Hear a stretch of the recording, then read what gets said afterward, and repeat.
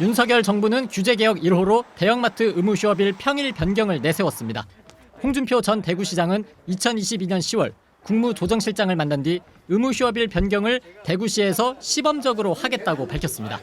그리고는 두 달 뒤인 12월 대구 8개 구군수와 대형마트, 소상인 측 대표 등과 함께 의무휴업일 변경 협약식을 가졌습니다.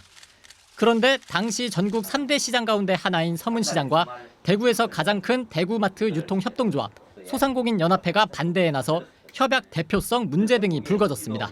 서문시장이 대구에서 제일 큰 시장인데 왜 내가 의논도 안 해보고 그래 서로 협약식을 열어가지고 그 휴무제를 바꿨다고 그런 식으로 보도상으로 우리는 듣고 알았지.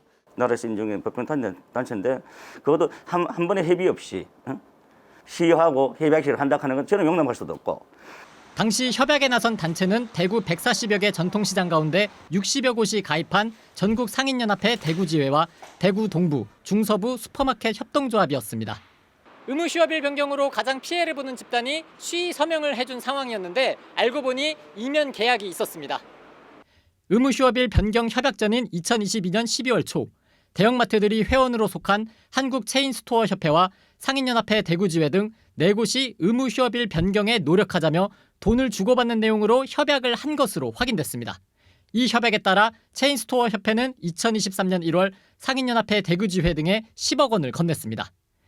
이 단체들은 지난해 12월 초 의무휴업일 평일 유지에 힘쓰자며 10억 원을 협약하고 올해 1월 돈을 또 주고받았습니다. 상인연합회 대구지회 등은 이 돈 일부를 회원사에 나눠줬는데 불투명하게 진행된다, 줄 세우기를 한다 등의 비판이 터져나왔습니다. 지 멋대로 야, 너 우리 대구시 상인연합회에 가입해. 이 전통시장 살리려고 하는 게 아니라 회장단들의 모임 중에 지잘났다고 하는 사람 한 몇 사람이 그 돈 쓰고 자빠졌어. 돈을 받고 의무휴업일 변경에 동의해준 셈이라며 당시 협약 자체가 무효라는 주장도 나옵니다. 그 기금을 의무휴무일 변경이 되고 불과 얼마 되지 않아서 한편으로는 전통시장이 있으면서 어느 정도 배신감도 좀 느낍니다. 한국체인스토어협회는 어떤 근거로 돈을 협약 당사자들에게 줬는지 등을 묻는 취재진 질의에 답하지 않았습니다.